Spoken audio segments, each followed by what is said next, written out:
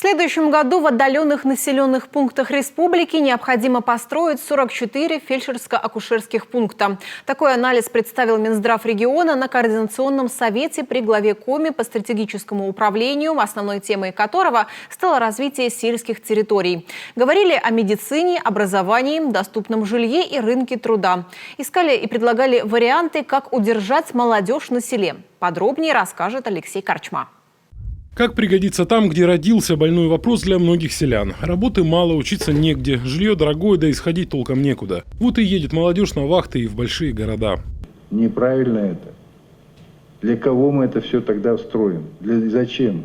На 10-15 лет, чтобы потом повесить замки? Вот если мы эту историю сейчас не будем каждый день отрабатывать, то все эти школы, вот сейчас новые, которые детские сады, которые мы с вами строим, мы через 10-15 лет начнем закрывать. И мы это видим тенденцию, ее надо ломать. Задача власти – создать достойные условия, и молодежь останется на селе, уверен глава Коми. Жилищный вопрос в этом плане ключевой. Для расселения всех очередников необходимо построить более 28 тысяч квадратных метров жилья. С учетом рыночной стоимости нужна господдержка на миллиард. Одна из наиболее востребованных мер поддержки граждан в рамках мероприятий, направленных на развитие жилищного строительства, это социальные выплаты на улучшение жилищных условий сельских жителей.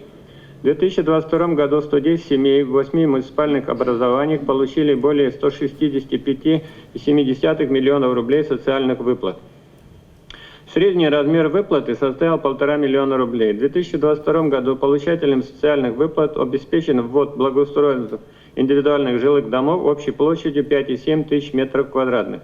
Ожидаем, что в текущем году будет введено не менее 2000 метров квадратных жилья. Развитие сельского хозяйства – еще один ключевой вопрос. Животноводы часто жалуются. Для заготовки мяса им приходится везти коров в убойный цех, а он за десятки километров от фермы. Финансовые потери с каждой туши получаются по 8-10 тысяч рублей. Мы должны приближать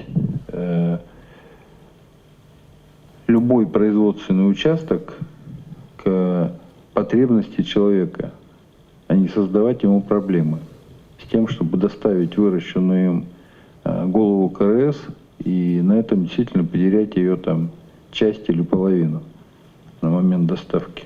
Глава Коми Владимир Уйба поручил Минсельхозу составить карту, где проблема заготовки мяса особо актуальна. Животноводам помогут новые убойные пункты. Где именно их построят, решат местные власти на встречах с жителями. В поселке Том или в Картайоле, деревне, никто не собирается разворачивать или открывать убойный пункт, потому что там порядка 10% всего лишь поголовья КРС, которое находится на территории района. У меня совершенно другая информация.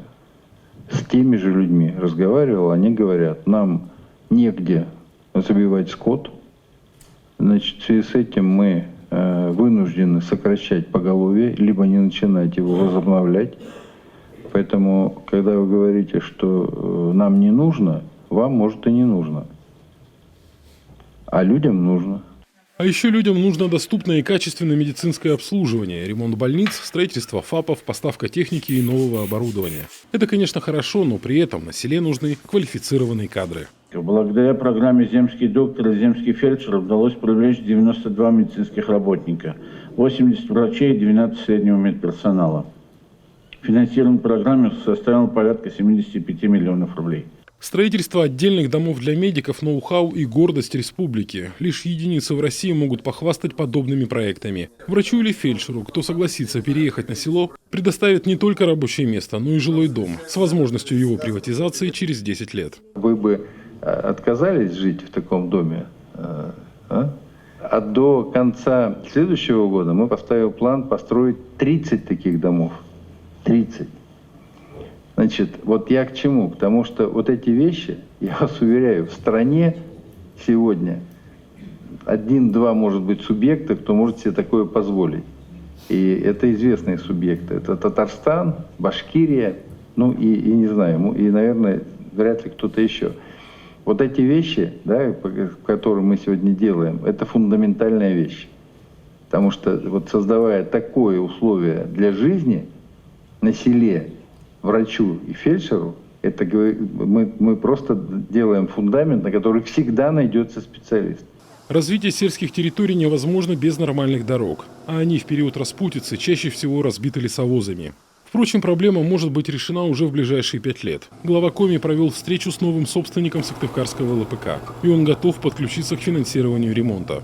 По приблизительным оценкам, протяженность разбитых лесных дорог 300 километров, и на ремонт потребуется почти 10 миллиардов рублей. Владимир Уйба поручил министру строительства и ЖКХ Андрею Чибисову проработать этот вопрос для включения отдельным пунктом в соглашение о социальном партнерстве. Алексей Корчма, Эдуард Фомичев, телеканал Юрган.